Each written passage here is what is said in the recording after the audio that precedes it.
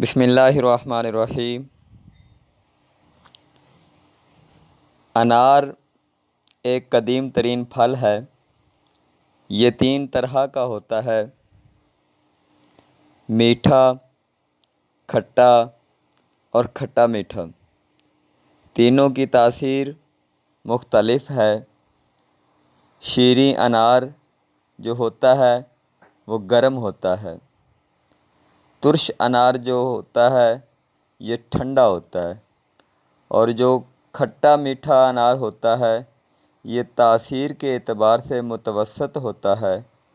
انار کا ذکر اللہ رب العزت نے قرآن مجید برہان رشید کے اندر بھی کیا ہے۔ ارشاد باری تعالی ہے: فیہما فاکہۃ ونخل ورمان، پارہ نمبر 27، سورہ رحمان، آیت نمبر 68۔ ترجمہ: ان میں میوے اور کھجوریں اور انار ہیں۔ انار کے متعلق نبی کریم صلی اللہ تعالیٰ علیہ وآلہ وسلم نے ارشاد فرمایا: ایسا کوئی انار نہیں جس میں جنتی اناروں کا دانہ شامل نہ ہو۔ حدیث کے مطابق انار کے بے شمار فوائد ہیں۔ ان میں سے چند ملاحظہ کیجیے۔ انار میں vitamin A, B, C, calcium, sodium, iron, phosphorus, sulphur, فولاد، ہائیڈروکلورک ایسڈ کے اجزاء وافر مقدار میں پائے جاتے ہیں۔ معدہ جگر سینہ کو تقویت دیتا ہے اور خون کی کمی کو دور کر کے صاف خون پیدا کرتا ہے۔